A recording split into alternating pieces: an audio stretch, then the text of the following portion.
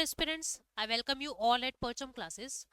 आज के सेशन में देखिए हमें 29 नवंबर से 4 दिसंबर के जो वीकली फाइनेंस अफेयर्स हैं उनको डिस्कस करना है। इसमें इकोनॉमिक्स, बैंकिंग और फाइनेंस की सारी न्यूज़ इस हफ्ते में होने वाली उसको हम डिस्कस कर रहे हैं। लेकिन आगे बढ़ने से पहले आपको एक इंपॉर्टेंट अनाउंसमेंट के बारे में मैं बता दूं। हमारी परचम ऐप पर एसएससी जनरल अवेयरनेस का टारगेटेड 2024 बैच आ चुका है। आप लोग इनरोल कर सकते हैं। इस बैच में आपको कंप्लीट जीए मिलेगा, history, geography, polity, economy, static GK, सब कुछ रिकॉर्डेड फॉर्मेट में आपको इसकी वीडियोस मिलेंगी, डाउनलोडेबल पीडीएफ्स मिलेंगी आपको इसके साथ। जो लेक्चर होंगे इंग्लिश और हिंदी दोनों में होंगे, जैसे मैं अभी बोल रही हूँ उसी तरीके से वहां पे हर टीचर ने समझाया हुआ है। और जो प्रिंट मिलेगा यानी जो आपको पीडीएफ्स मिलेंगी वो ओनली इंग्लिश मीडियम में मिलेगी।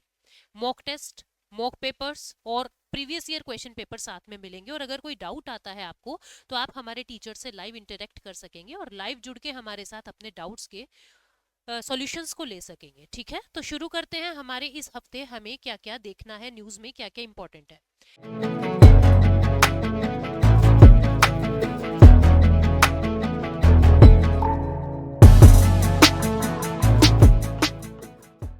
सबसे पहली न्यूज क्या है कि जो उज्जीवन स्मॉल फाइनेंस बैंक है, इसने water.org के साथ एक कोलैबोरेशन साइन किया है water, sanitation and hygiene loans के लिए। देखो क्या करेगा ये स्मॉल फाइनेंस बैंक है उज्जीवन, और ये पैसा देगा, लोन देगा किस चीज के लिए कि इस पैसे से अब आप वाटर और सैनिटेशन हाइजीन के लिए काम करो। तो water.org क्या है? ये एक एनजीओ है जो क्लीन वाटर और सैनिटेशन में अपना दिमाग, अपनी इनोवेशंस को इन्वेस्ट करता है। और लोन कहाँ से मिल जाएगा? बैंक से। काम करने वाला कौन है? water.org। तो पैसा भी मिल गया, काम करने वाला भी मिल गया, और तो पानी को शुद्ध किया जा रहा है। तो इसके अंदर यही लिखा हुआ है, क्या है? उज्जीवन स्मॉल फाइनेंस बैंक ने पार्टनरशिप किया है water.org के साथ। water.org एक ग्लोबल यानी वर्ल्ड लेवल का नॉन प्रॉफिट ऑर्गेनाइजेशन है। ये क्लीन वाटर और सैनिटेशन प्रोवाइड करने के लिए डेडिकेटेड रहता है। इसका financing solution Ujjivan small finance bank है। फीचर क्या है इस पार्टनरशिप के अंदर? इस पार्टनरशिप में जो ये water.org है, ये उज्जीवन स्मॉल फाइनेंस बैंक को असिस्ट करेगा, यानी उसको टेक्नोलॉजी बताएगा, एरियाज आइडेंटिफाई करके देगा कि हमें पैसा कहाँ कहाँ और कितना लगाना चाहिए ताकि पानी और हाइजीन की जो प्रॉब्लम्स हैं वो सॉल्व हो सके। ये टेक्निकल असिस्टेंट देगा, पूरी अपनी टेक्निकल टीम देगा कि हमें ऐसा करना चाहिए, इस तरीके से पाइप लेके जाओ, इस तरीके से रिफाइनरी सिस्टम लगाओ। ठीक है, पूरा मार्केट असेसमेंट देगा, कोई सामान कहाँ खरीदना है, कहाँ बेचना है, इंफॉर्मेशन को डेवलप करेगा, एजुकेशन कम्युनिकेशन के अंदर आपकी मदद करेगा। तो ये आपको ये सारा फाइनेंस को छोड़ के बाकी सारा काम water.org संभालेगा। और जो उज्जीवन बैंक है ये 6,000 से लेके 1 लाख रुपए तक का लोन प्रोवाइड करेगा। किसको? नए कस्टमर्स को, ताकि वो कुछ पानी या सैनिटेशन की फैसिलिटी को कंस्ट्रक्ट कर सके या बने हुए सामान को रेनोवेट कर सके। ठीक है, इसके अंदर क्या कहा जा रहा है? अगले 3 साल में Ujjivan small finance bank 65,000 house hold को, 65,000 घरों को स्वच्छ पानी पहुंचा देगा। ठीक है, नोट एक इंपॉर्टेंट चीज क्या है, 2022 में उज्जीवन स्मॉल फाइनेंस बैंक ने 5,000 वाटर और सैनिटेशन लोन 30 करोड़ रुपए तक के वो लोगों तक पहुंचाए हैं, और जिसकी मदद से क्लीन वाटर उन तक पहुंचा है। स्मॉल फाइनेंस बैंक की बात करें तो इसके एमडी और सीईओ है इतिरा देविस। हेडक्वार्टर इसका बेंगलुरु कर्नाटका में है और ये 2017 में स्टैब्लिश हुआ था। water.org एक ग्लोबल नॉन प्रॉफिट ऑर्गेनाइजेशन है जो पानी और सैनिटेशन को पूरे विश्व में साफ करने की कोशिश कर रहा है।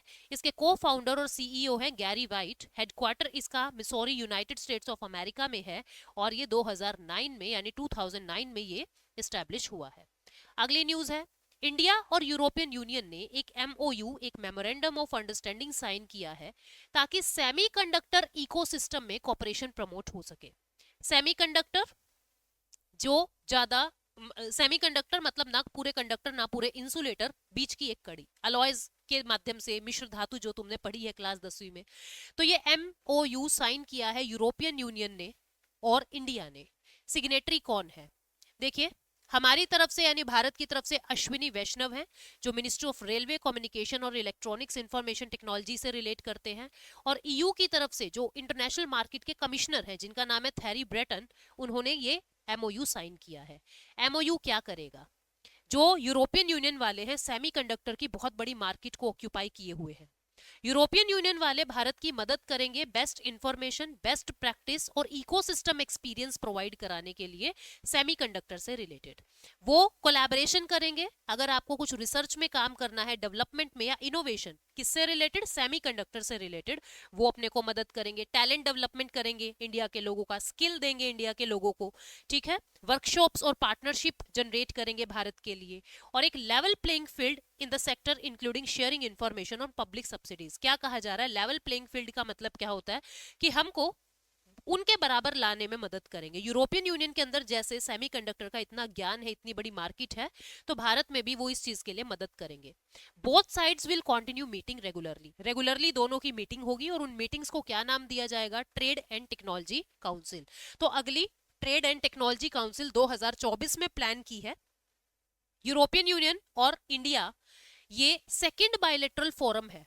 ईयू के लिए पहला कोई और है, और दूसरा जो है, मतलब दूसरी जो technology trade and technology council है, ये दूसरा बायलैटरल फोरम है, ठीक है। And the first one established with any partner for India. India के लिए पहला ऐसा कोई एमओयू साइन हुआ है, यूरोपियन यूनियन के लिए ये दूसरा ऐसा कोई प्लेटफॉर्म साइन हुआ है भारत और ईयू के बीच में। जून 2021 में ये पूरी जो चीज है, पूरी थीम जो है वो लॉन्च की गई थी। अब आगे इसको प्रोसीड किया जा रहा है। ईयू की बात करें तो इसका कैपिटल ब्रुसेल, बेल्जियम, लग्जमबर्ग में है।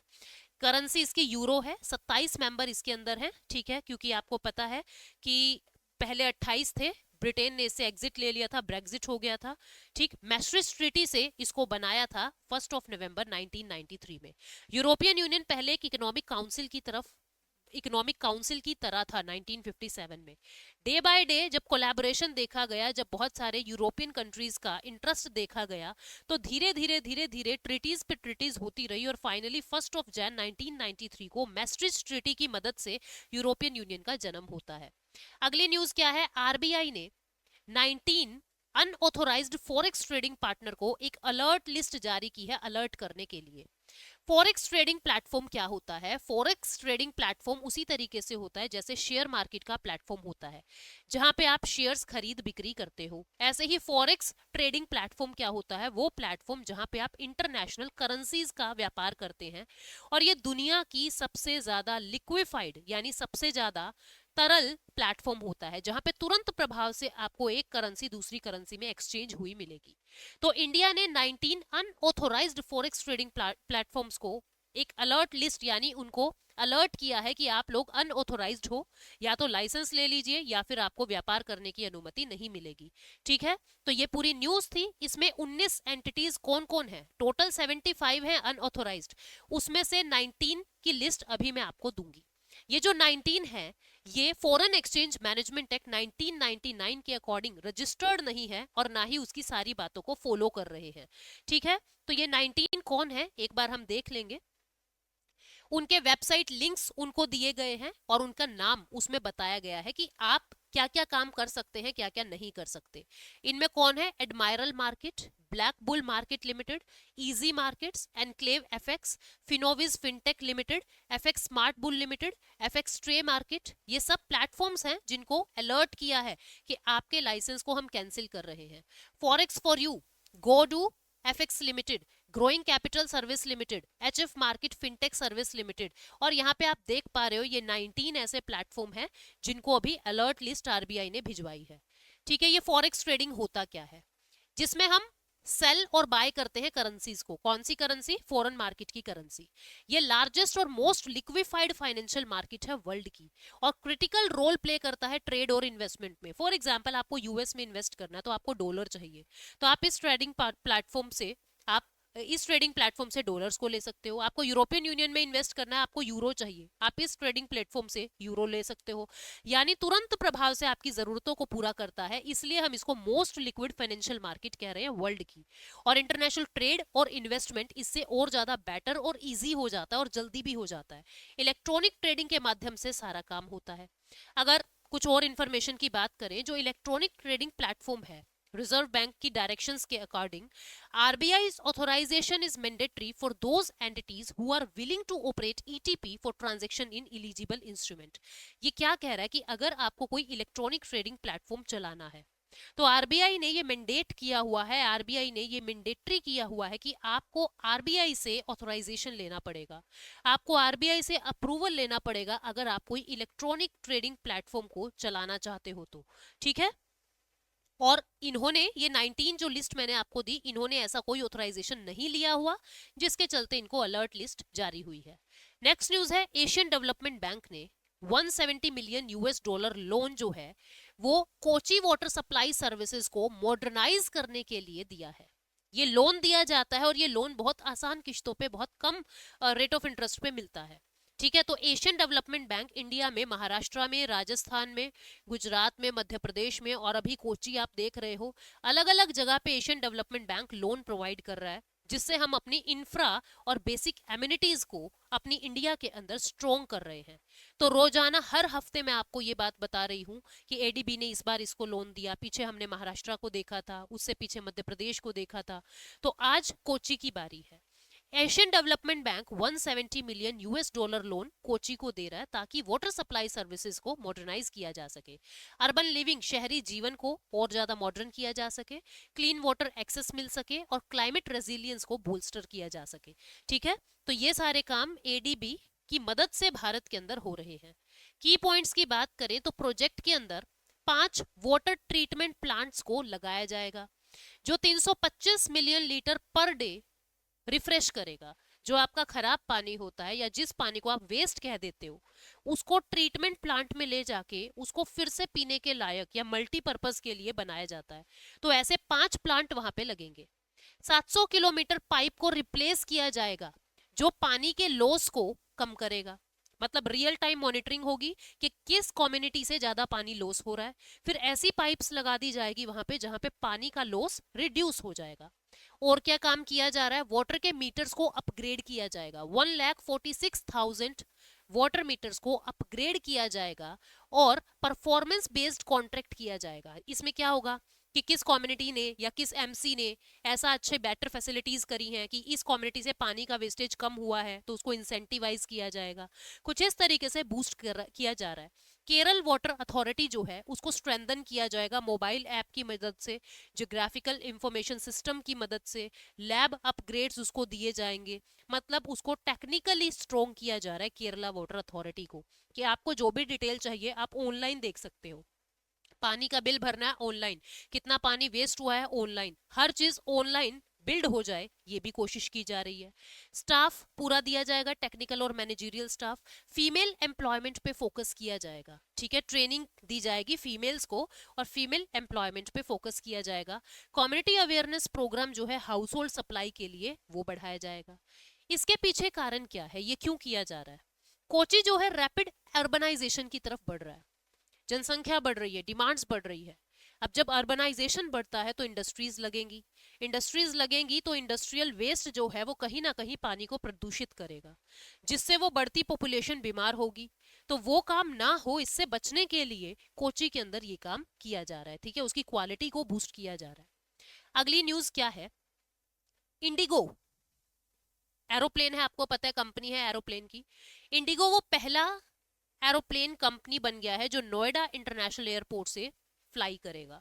ठीक है, नोएडा इंटरनेशनल एयरपोर्ट बिल्कुल अभी अभी उद्घाटन हुआ है उसका, और इंडिगो पहला एयरलाइन है to operate flight from this international airport. ये इंटरनेशनल एयरपोर्ट है, ऑल ओवर वर्ल्ड में यहाँ से फ्लाइट्स चलेंगी। एमओयू साइन हुआ है इंडिगो एयरलाइंस के बीच में और नोएडा इंटरनेशनल एयरपोर्ट के बीच में कि हम आपको अंडर कंस्ट्रक्शन एयरपोर्ट जो है उसको पूरा बनाएंगे, एक तो कंस्ट्रक्ट करेंगे और हमारी ही पहली फ्लाइट होगी जो यहाँ से चलेगी।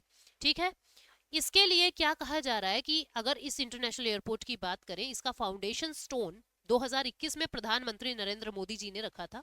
ठीक है, नोएडा इंटरनेशनल एयरपोर्ट को बनाना शुरू किया था कहाँ पे, गौतम बुद्ध नगर डिस्ट्रिक्ट उत्तर प्रदेश जेवर के अंदर। ठीक है, गौतम बुद्ध नगर डिस्ट्रिक्ट उत्तर प्रदेश जेवर नोएडा के अंदर ये बनाया था। ये एक ग्रीनफील्ड एयरपोर्ट था। ठीक है, ग्रीनफील्ड और ब्राउनफील्ड दो तरीके के एयरपोर्ट्स या दो तरीके की इंफ्रास्ट्रक्चरल साइट होती है।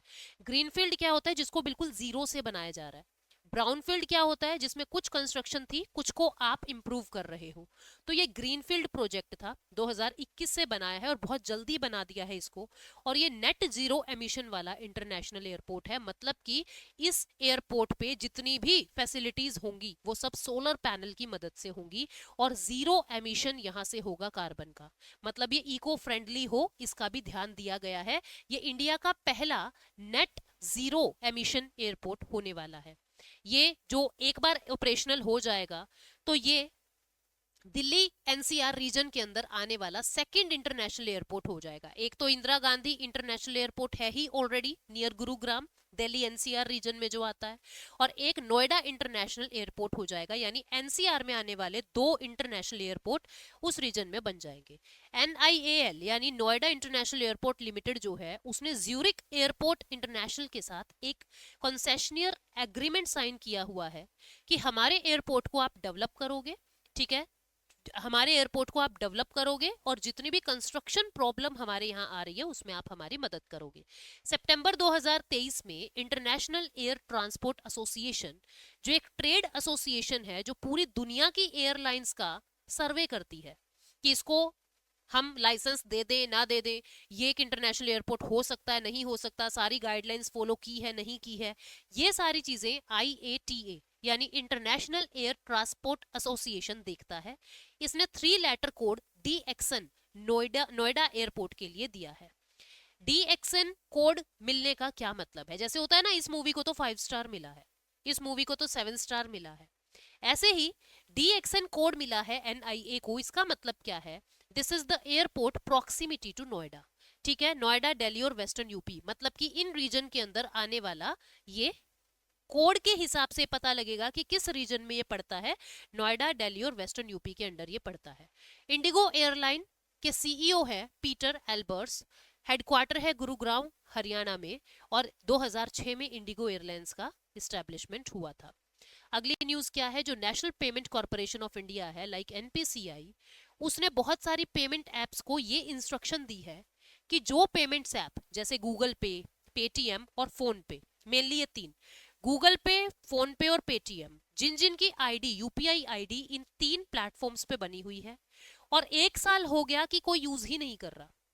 जैसे होता है ना कि आपने अपनी सिस्टर की आईडी बना दी कि ले तेरे फोन में मैं गूगल पे बना देता हूँ, वो कभी यूज ही नहीं करती हैं, और 1 साल हो गया उस आईडी को यूज किए हुए, तो उन सारी आईडी को 31 दिसंबर 2023 तक डीएक्टिवेट करने का इंस्ट्रक्शन NPCI ने इन प्लेटफॉर्म्स को दिया है। ठीक है, तो NPCI ने all third party application provider कौन होती है? तीसरी ही पार्टी है। एक तो RBI हो गया, कस्टमर हो गया, तीसरी पार्टी गूगल पे, पेटीएम एंड फोन पे।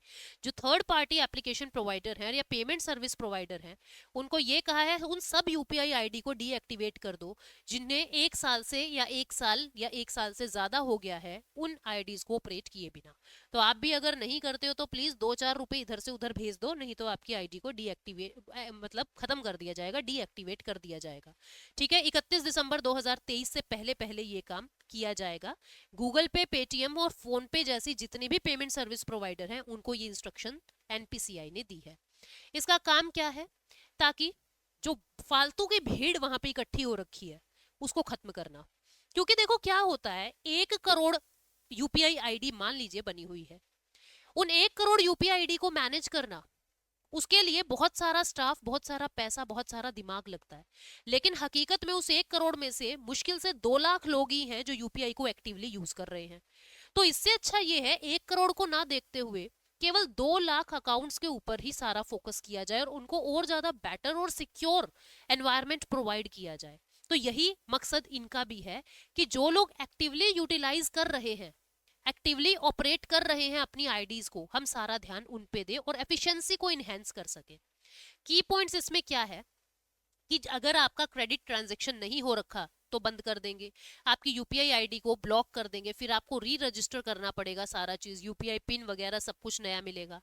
UPI ऐप को इंस्ट्रक्ट कर दिया गया है कि पे टू मोबाइल नंबर, ये सारी चीजें आप लोगों के से छीन ली जाएगी अगर 1 साल से ज्यादा आपको हो गया है तो। UPI Swift fund transfer bank account और स्मार्टफोन्स के बीच में इनेबल कर रहा है।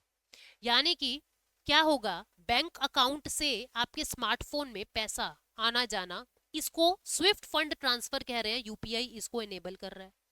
जो आपके टीपीएपीज हैं, ये वो एंटिटीज हैं जो मोबाइल एप्लीकेशन को प्रोवाइड करा रही है यूपीआई ट्रांजैक्शंस को प्रमोट करने के लिए।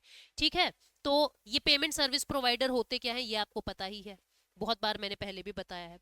अगली न्यूज क्या है, सीडीएसएल, ये इंडिया का पहला लिस्टेड डिपॉजिटरी बन गया है जिसके यहाँ 10 करोड़ से ज्यादा डीमैट अकाउंट बने हैं। डीमैट अकाउंट क्या होता है, डीमैटीरियलाइज्ड अकाउंट। डीमैटीरियलाइज्ड का मतलब क्या है स्टूडेंट्स, इसको समझना। डीमैटीरियलाइज्ड, अभी क्या होता है, आपके पास शेयर के कागज हैं, आपके पास शेयर के पेपर्स हैं, है ना। अभी तो क्या मतलब, पहले के समय में आपके पास शेयर पेपर फॉर्मेट में था, ऐसे आपने फाइल बना रखी थी कागजों की जिसके अंदर आपने सारे शेयर्स इकट्ठे किए हुए हैं। ये रिलायंस के हैं, ये टाटा के हैं, ये इसके हैं, ये उसके हैं। अब मान लीजिए किसी वजह से ये फाइल गुम हो गई या ये कागज जल गए, फट गए, तो आपके पास सारी डिटेल जो है वो चली जाती है, आपको इनको कैरी करना मुश्किल हो जाता है। तो क्या किया गया, सीडीएसएल और एनएसडीएल, ये दो डिपॉजिटरी बना दी, central depository service limited and national service depository limited.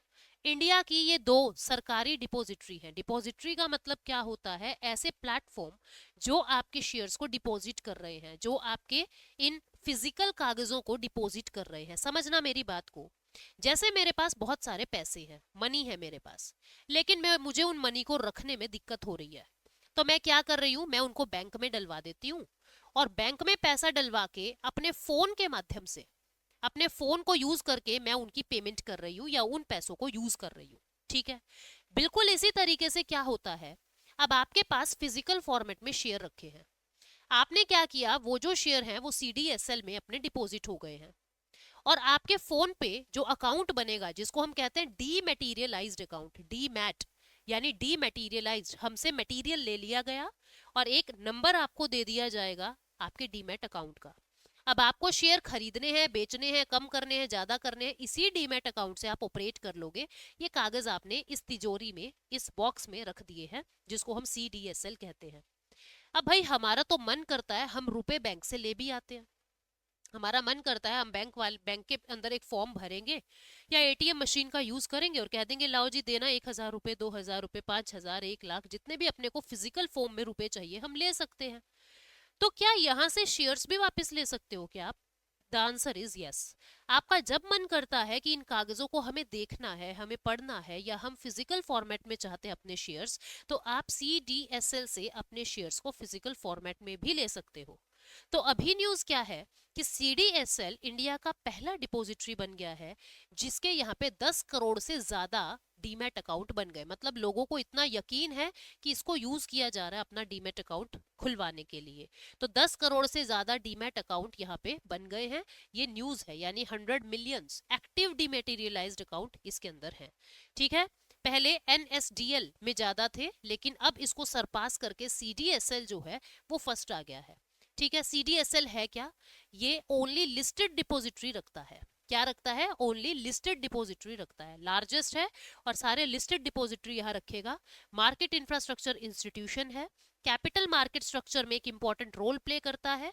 ठीक है, और क्या करता है ये, it provide services to market participants, जो एक्सचेंज करने हैं, क्लियरिंग कॉर्पोरेशन आपको करना है, शेयर इशू करना है, शेयर बेचना है, खरीदना है, जो भी करना उन सब में ये मदद करता है। ठीक है, ये सर्विसेज देता है इन्वेस्टर्स को या बेनिफिशियल ओनर्स को। मेनली क्या काम है इसका वो मैंने आपको बता दिया। इसी का एक ऑर्गेनाइजेशन है जिसको कहते हैं सीडीएसएल वेंचर लिमिटेड, सीवीएल। ये क्या है, ये होली ओन्ड सब्सिडरी है सीडीएसएल का, और नो योर कस्टमर रजिस्ट्रेशन करता है।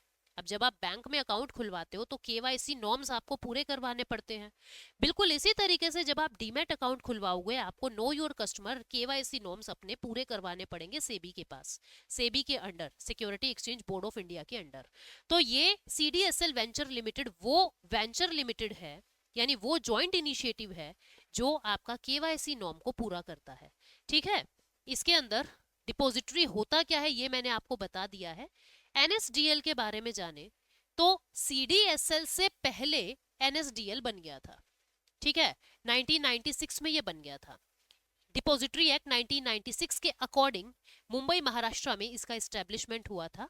ये सर्विसेज देता है स्टॉक ब्रोकर्स को, कस्टोडियंस को, इशूअर कंपनीज को, ठीक। और CDSL की बात करें तो ये 1999 में बना है।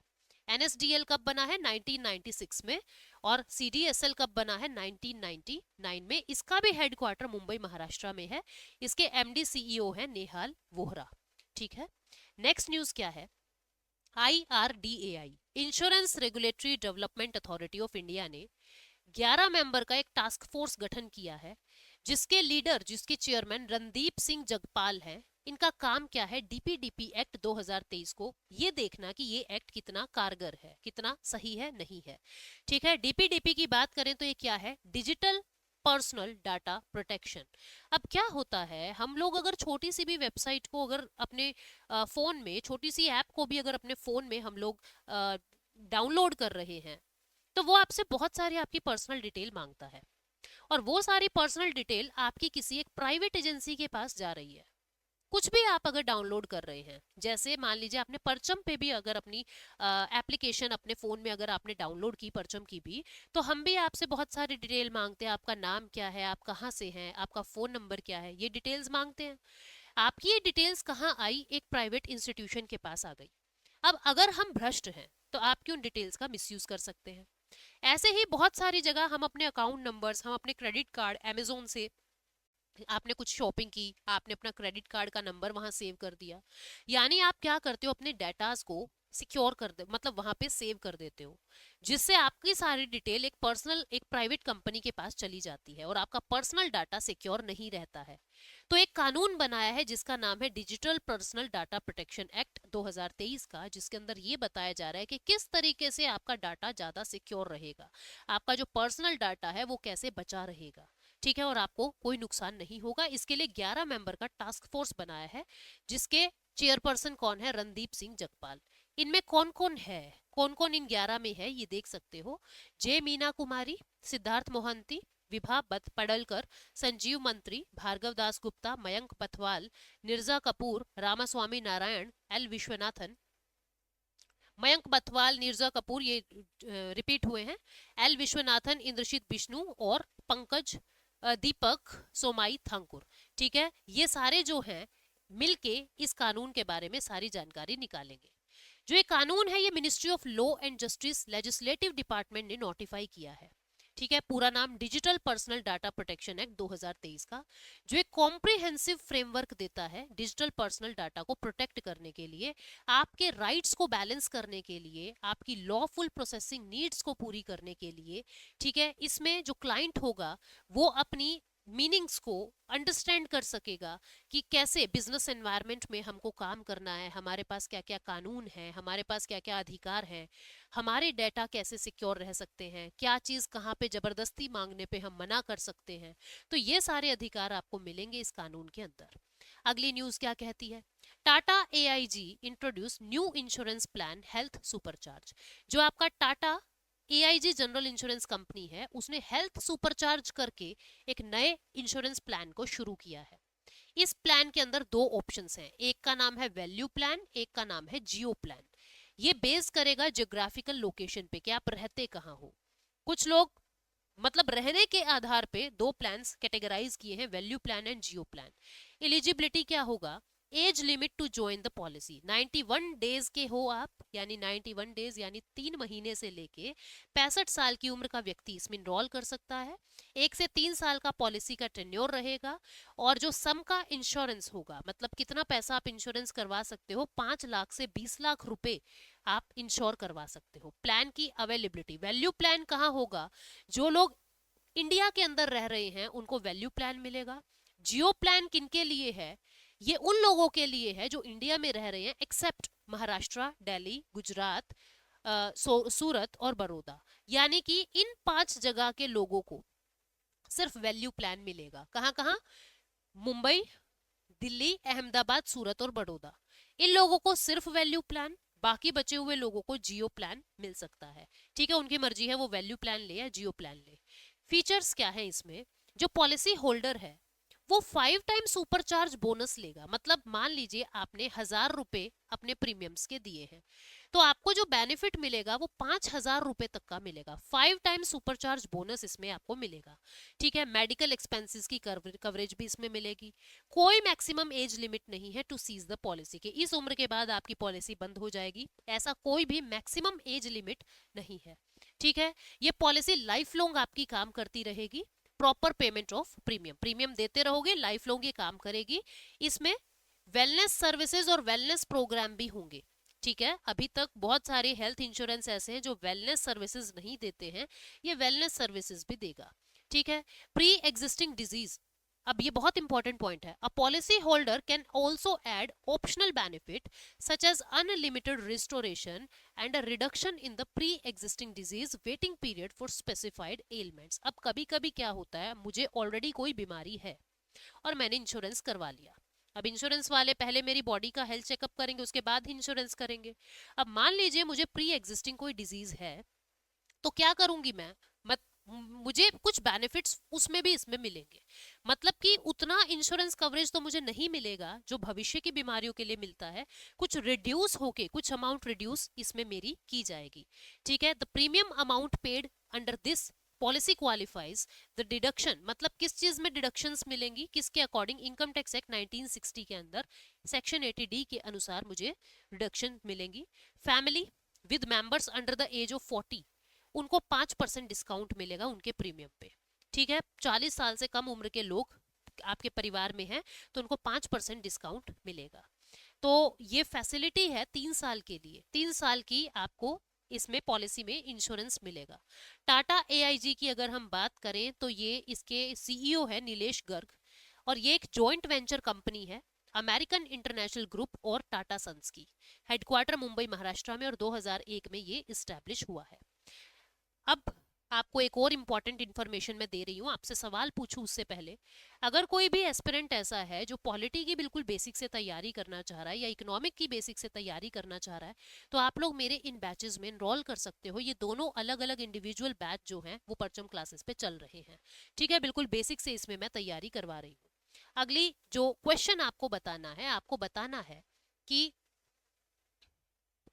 जो नोएडा इंटरनेशनल एयरपोर्ट है, नोएडा इंटरनेशनल एयरपोर्ट है,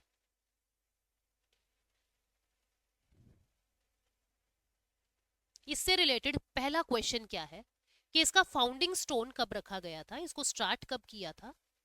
ठीक, दूसरा इसका लोकेशन बताना है, एट विच प्लेस इसको शुरू किया है, नोएडा में कहां इसको शुरू किया है। ठीक है, और पहली फ्लाइट, फर्स्ट फ्लाइट कौन सी कंपनी की इससे टेक ऑफ करेगी। ये तीनों आंसर आपको कमेंट सेक्शन में देने हैं, और उम्मीद करती हूँ तीनों के आंसर बहुत आसानी से आप कमेंट में लिख देंगे। Thank you so much, take care, bye bye.